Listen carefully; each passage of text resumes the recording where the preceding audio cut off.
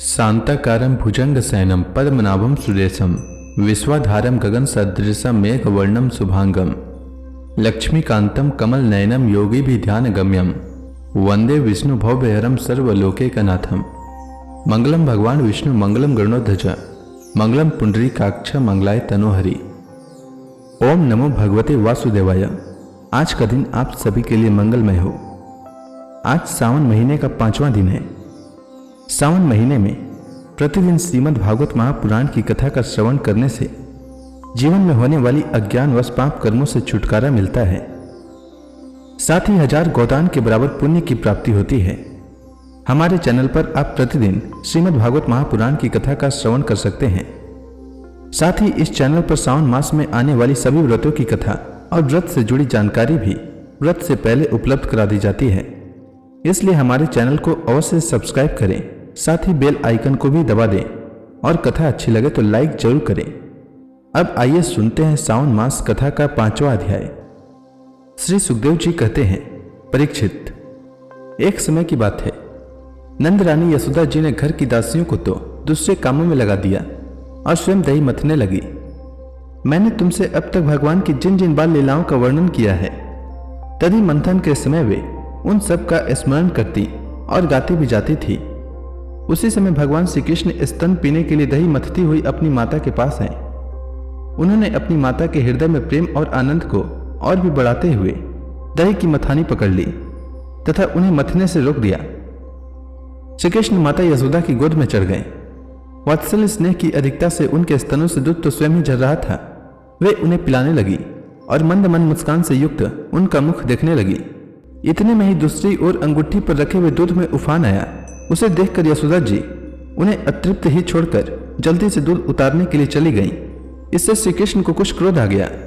उनके लाल लाल होठ फड़कने लगे। उन्हें दांतों से दबाकर श्री कृष्ण ने पास ही पड़े हुए लोढ़े से दही का मटका फोड़ फाड़ डाला। बनावटी आंसू आंखों में भर लिए और दूसरे घर में जाकर अकेले में बासी माखन खाने लगे। यशोदा जी औंटे हुए दूध को उतारकर फिर मथने के लिए घर में चली आई। वहां देखती हैं तो दही का मटका टुकड़े टुकड़े हो गया है। वे समझ गए कि यह सब मेरे लल्ला का ही करतूत है। साथ ही उन्हें वहां न देखकर यशोदा माता हंसने लगी। इधर उधर ढूंढने पर पता चला कि श्री कृष्ण एक उल्टे हुए उखल पर खड़े हैं और छीके पर का माखन ले लेकर बंदरों को खूब लुटा रहे हैं। उन्हें यह भी डर है कि कहीं मेरी चोरी खुल न जाए, इसलिए चौकन्ने होकर चारों ओर ताकते जाते हैं। यह देखकर यशोदा रानी पीछे से धीरे धीरे उनके पास जा पहुंची। जब श्री कृष्ण ने देखा कि मेरी मां हाथ में छड़ी लिए मेरी ही ओर आ रही है, तब झट से ओखली पर से कूद पड़े और डरे हुए के भांति भागे। परीक्षित, बड़े बड़े योगी तपस्या के द्वारा अपने मन को अत्यंत सूक्ष्म और शुद्ध बनाकर भी जिनमें प्रवेश नहीं करा पाते, पाने की बात तो दूर रही, उन्हीं भगवान के पीछे पीछे उन्हें पकड़ने के लिए यशोदा जी दौड़ी। जब इस प्रकार माता यशोदा श्री कृष्ण के पीछे दौड़ने लगी, तब कुछ ही देर में वे थक गईं। माता यशोदा किसी प्रकार श्री कृष्ण को पकड़ सकी। श्री कृष्ण का हाथ पकड़कर वे उन्हें डराने धमकाने लगी। उस समय श्री कृष्ण की झांकी बड़ी विलक्षण हो रही थी। अपराध तो किया ही था, इसलिए रुलाई रोकने पर भी न रुकती थी। हाथों से आंखें मल रहे थे, इसलिए मुंह पर काजल की स्याही फैल गई थी। पिटने के भय से आंखें ऊपर की ओर उठ गई थी। उनसे व्याकुलता सूचित होती थी। जब यशोदा जी ने देखा कि लल्ला बहुत डर गया है, तब उनके हृदय में वात्सल्य स्नेह उमड़ आया। उन्होंने छड़ी फेंक दी। इसके बाद सोचा कि इसको एक बार रस्सी से बांध देना चाहिए, नहीं तो यह कहीं भाग जाएगा। परीक्षित, सच पूछो तो यशोदा मैया को अपने बालक के ऐश्वर्य का पता न था, जिसमें न बाहर है न भीतर, न आदि है न अंत, जो जगत के पहले भी थे, बाद में भी वही रहेंगे। इस जगत के भीतर तो है ही, बाहरी रूपों में भी हैं, और तो क्या, जगत के रूप में भी स्वयं वही है। यही नहीं, जो समस्त इंद्रियों से परे और अव्यक्त हैं, उन्हीं भगवान को मनुष्य का सा रूप धारण करने के कारण पुत्र समझकर यशोदा रानी रस्सी से उखल में ठीक वैसे ही बांध देती हैं, जैसे कोई साधारण सा बालक हो। जब माता यशोदा अपने उद्यमी और नटखट लड़के को रस्सी से बांधने लगी, तब वह 2 उंगल छोटी पड़ गई। तब उन्होंने दूसरी रस्सी लाकर उसमें जोड़ी। जब वह भी छोटी हो गई, तब उसके साथ और जोड़ी। इस प्रकार वे ज्यों ज्यों रस्सी लाती और जोड़ती गई, त्यों त्यों जोड़ने पर भी वे सब 2 उंगल छोटी पड़ती गई। इस प्रकार वे ज्यों ज्यों रस्सी लाती और जोड़ती गई, त्यों त्यों जुड़ने पर भी वे सब दो दो उंगल छोटी पड़ती गईं। यशोदा रानी ने घर की सारी रस्सियां जोड़ डाली, फिर भी वे भगवान श्री कृष्ण को बांध न सकी। उनकी असफलता पर देखने वाली गोपियां मुस्कुराने लगी और वे स्वयं भी मुस्कुराती हुई आश्चर्यचकित हो गईं। भगवान श्री कृष्ण ने देखा कि मेरी मां का शरीर पसीने से लथपथ हो गया है, चोटी में गूंथे हुए मालाएं गिर गई हैं और वे बहुत थक भी गई हैं। तब कृपा करके वे स्वयं ही अपनी मां के बंधन में बंध गए। परीक्षित, भगवान श्री कृष्ण परम स्वतंत्र हैं। ब्रह्मा इंद्र आदि के साथ यह संपूर्ण जगत उनके वश में है, फिर भी इस प्रकार बंध कर उन्होंने संसार को यह बात दिखला दी कि मैं अपने प्रेमी भक्तों के वश में हूं। ग्वालिनी यशोदा ने मुक्तिदाता मुकुंद से जो कुछ अनिर्वचनीय कृपा प्रसाद प्राप्त किया, वह प्रसाद ब्रह्मा पुत्र होने पर भी, शंकर आत्मा होने पर भी और वक्ष स्थल पर विराजमान लक्ष्मी अर्धांगिनी होने पर भी न पा सके। यह गोपिका नंदन भगवान अनन्य प्रेमी भक्तों के लिए जितने सुलभ हैं, उतने देहाभिमानी कर्मकांडी एवं तपस्वियों को तथा अपने स्वरूपभूत ज्ञानियों के लिए भी नहीं है। इसके बाद नंद रानी यशोदा जी तो घर के काम धंधों में उलझ गईं और उखल में बंधे हुए भगवान श्याम सुंदर ने उन दोनों अर्जुन वृक्षों को मुक्ति देने की सोची, जो पहले यक्षराज कुबेर के पुत्र थे। इनके नाम थे नलकुबर और मणिग्रीव। इनके पास धन, सौंदर्य और ऐश्वर्य की पूर्णता थी। इनका घमंड देखकर ही देवर्षि नारद जी ने इन्हें शाप दिया था और ये वृक्ष हो गए थे। राजा परीक्षित ने पूछा, भगवान आप कृपा करके यह बतलाइए कि नलकुबर और मणिग्रीव को शाप क्यों मिला? उन्होंने ऐसा कौन सा निंदित कर्म किया था जिसके कारण परम शांत देवर्षि नारद जी को भी क्रोध आ गया? श्री सुखदेव जी ने कहा, परीक्षित, नलकुबर और मणिग्रीव ये दोनों एक तो धनाध्यक्ष कुबेर के लाडले लड़के थे और दूसरे इनकी गिनती रुद्र भगवान के अनुचरों में हो गई।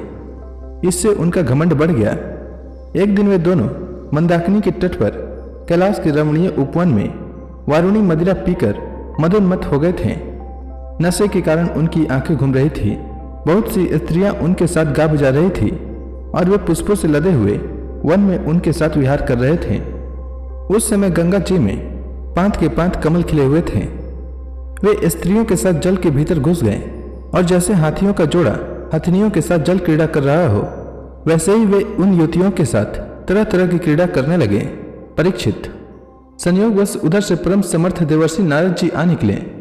उन्होंने उन यक्ष युवकों को देखा और समझ लिया कि ये इस समय मतवाले हो रहे हैं। देवर्षि नारद को देखकर वस्त्रहीन अप्सराएं लजा गई। सांप के डर से उन्होंने तो अपने अपने कपड़े झटपट पहन लिए, परंतु इन यक्षों ने कपड़े नहीं पहने। जब देवर्षि नारद जी ने देखा कि ये देवताओं के पुत्र होकर श्रीमत से अंधे और मदिरा पान करके उन्मत्त हो रहे हैं, तब उन्होंने उन पर अनुग्रह करने के लिए शाप देते हुए यह कहा। नारद जी ने कहा, जो लोग अपने प्रिय विषयों का सेवन करते हैं, उनकी बुद्धि को सबसे बढ़कर नष्ट करने वाला है श्रीमत, धन और संपत्ति का नशा, हिंसा आदि रजोगुणी कर्म और कुलीनता आदि का अभिमान भी उससे बढ़कर बुद्धि भ्रंशक नहीं है। क्योंकि श्रीमत के साथ साथ तो स्त्री, जुआ और मदिरा भी रहती है। ऐश्वर्य मद और श्रीमत से अंधे होकर अपनी इंद्रियों के वश में रहने वाले क्रूर पुरुष अपने नाशवान शरीर को तो अजर अमर मान बैठते हैं और अपने ही जैसे शरीर वाले पशुओं की हत्या करते हैं। जिस शरीर को भूदेव, नरदेव, देव आदि नामों से पुकारते हैं, उसकी अंत में क्या गति होगी? उसमें कीड़े पड़ जाएंगे, पक्षी खाकर उसे विष्ठा बना देंगे, या वह जलकर राख का ढेर बन जाएगा। उसी शरीर के लिए प्राणियों से द्रोह करने में मनुष्य अपना कौन सा स्वार्थ समझता है? ऐसा करने से तो उसे नरक की ही प्राप्ति होगी। बतलाओ तो सही, यह शरीर किसकी संपत्ति है? अन्न देकर पालने वाले की है या गर्भाधान कराने वाले पिता की? यह शरीर उसे 9 महीने पेट में रखने वाली माता का है अथवा माता को भी पैदा करने वाले नाना का? जो बलवान पुरुष बलपूर्वक इससे काम करा लेता है उसका है, अथवा दान देकर खरीद लेने वाले का? चिता की जिस धधकती आग में यह जल जाएगा उसका है, अथवा जो कुत्ते से यार इसको चित कर खा जाने की आशा लगाए बैठे हैं उनका है? यह शरीर एक साधारण सी वस्तु है, प्रकृति से पैदा होता है और उसी में समा जाता है। ऐसी स्थिति में मूर्ख पशुओं के सिवा और ऐसा कौन बुद्धिमान है जो इसको अपना आत्मा मानकर दूसरों को कष्ट पहुंचाएगा, उनके प्राण लेगा? जो दुष्ट श्रीमत से अंधे हो रहे हैं, उनकी आंखों में ज्योति डालने के लिए दरिद्रता ही सबसे बड़ा अंजन है। क्योंकि दरिद्र यह देख सकता है कि दूसरे प्राणी भी मेरे ही जैसे हैं। जिसके शरीर में एक बार कांटा गड़ जाता है, वह नहीं चाहता कि किसी भी प्राणी को कांटा गड़ने की पीड़ा सहनी पड़े, क्योंकि उस पीड़ा और उसके द्वारा होने वाले विकारों से वह समझता है कि दूसरों को भी वैसी ही पीड़ा होती है, परंतु जिसे कभी कांटा नहीं गड़ा है वह उसकी पीड़ा का अनुमान नहीं कर सकता। दरिद्र में घमंड और हेकड़ी नहीं होती, वह सब तरह के मदों से बचा रहता है, बल्कि देववश उसे जो कष्ट उठाना पड़ता है वह उसके लिए एक बहुत बड़ी तपस्या भी है। जिसे प्रतिदिन भोजन के लिए अन्न जुटाना पड़ता है, भूख से जिसका शरीर दुबला पतला हो गया है, उस दरिद्र की इंद्रियां भी अधिक विषय नहीं भोगना चाहती, सूख जाती है, और फिर वह अपने भोगों के लिए दूसरे प्राणियों को सताता नहीं, उनकी हिंसा नहीं करता। यद्यपि साधु पुरुष समदर्शी होते हैं, फिर भी उनका समागम दरिद्र के लिए ही सुलभ है, क्योंकि उसके भोग तो पहले से ही छुटे हुए हैं। अब संतों के संग से उसकी लालसा तृष्णा भी मिट जाती है और शीघ्र ही उसका अंतःकरण शुद्ध हो जाता है।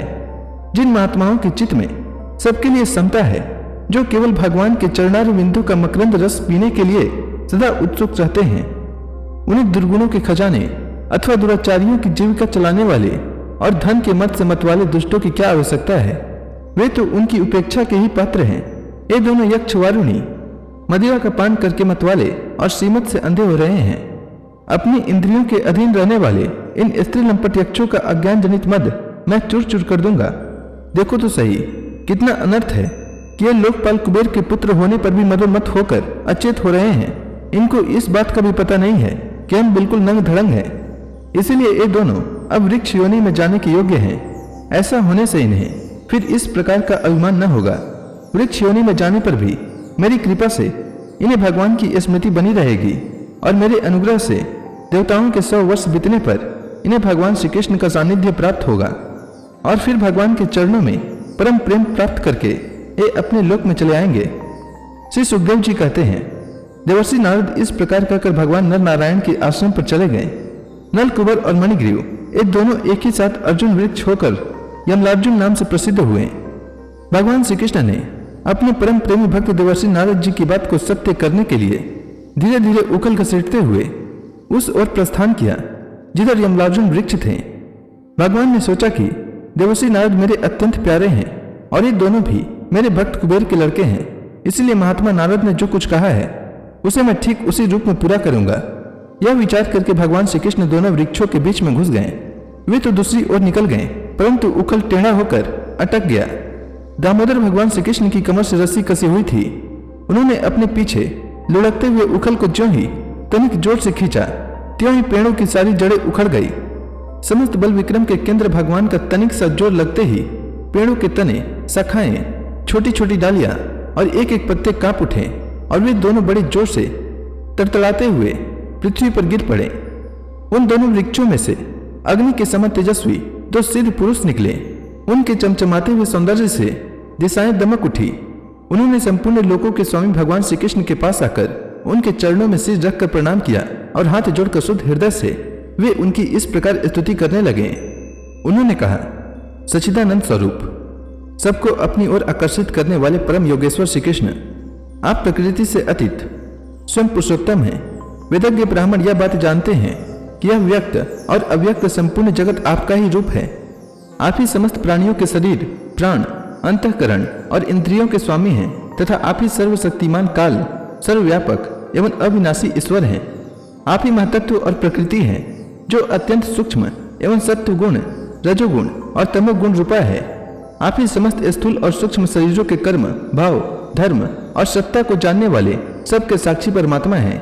वृत्तियों से ग्रहण किए जाने वाले प्रकृति के गुणों और विकारों के द्वारा आप पकड़ में नहीं आ सकते। स्थूल और सूक्ष्म शरीर के आवरण से ढका हुआ ऐसा कौन सा पुरुष है जो आपको जान सके, क्योंकि आप तो उन शरीरों के पहले भी एक रस विद्यमान थे। समस्त प्रपंच के विधाता भगवान वसुदेव को हम नमस्कार करते हैं। प्रभु, आपके द्वारा प्रकाशित होने वाले गुणों से ही आपने अपनी महिमा छिपा रखी है। पर ब्रह्म स्वरूप श्री कृष्ण, हम आपको नमस्कार करते हैं। आप प्राकृत शरीर से रहित हैं, फिर भी जब आप ऐसे पराक्रम प्रकट करते हैं जो साधारण शरीरधारियों के लिए शक्य नहीं है और जिनसे बढ़कर तो क्या जिनके समान भी कोई नहीं कर सकता, तब उनके द्वारा उन शरीरों में आपके अवतारों का पता चल जाता है। प्रभु, आप ही समस्त लोगों के अभ्युदय और निश्रेयस के लिए इस समय अपनी संपूर्ण शक्तियों से अवतीर्ण हुए हैं। आप समस्त अभिलाषाओं को पूर्ण करने वाले हैं। परम कल्याण स्वरूप आपको नमस्कार है। परम मंगल स्वरूप आपको नमस्कार है। परम शांत सबके हृदय में विहार करने वाले यदुवंश शिरोमणि श्री कृष्ण को नमस्कार है। अनंत हम आपके दासानुदास हैं, आप यह स्वीकार कीजिए। देवर्षि भगवान नारद के परम अनुग्रह से ही हम अपराधियों को आपका दर्शन प्राप्त हुआ है। प्रभु, हमारी वाणी आपके मंगलमय गुणों का वर्णन करती रहे, हमारे कान आपकी रसमयी कथा में लगे रहे, हमारे हाथ आपकी सेवा में और मन आपके चरण कमलों की स्मृति में रंग जाए। यह संपूर्ण जगत आपका निवास स्थान है, हमारा मस्तक सबके सामने झुका रहे। संत आपके प्रत्यक्ष शरीर हैं, हमारी आंखें उनके दर्शन करती रहे। श्री सुखदेव जी कहते हैं, सौंदर्य माधुर्य निधि गोकुलेश्वर श्री कृष्ण ने नल कुबर और मणिग्रीव के इस प्रकार स्तुति करने पर रस्सी से उखल में बंधे बंधे ही हंसते हुए उनसे कहा। श्री भगवान ने कहा, तुम लोग श्रीमत से अंधे हो रहे थे। मैं पहले से ही यह बात जानता था कि परम कारुणिक देवर्षि नारद ने शाप देकर तुम्हारा ऐश्वर्य नष्ट कर दिया तथा इस प्रकार तुम्हारे ऊपर कृपा की।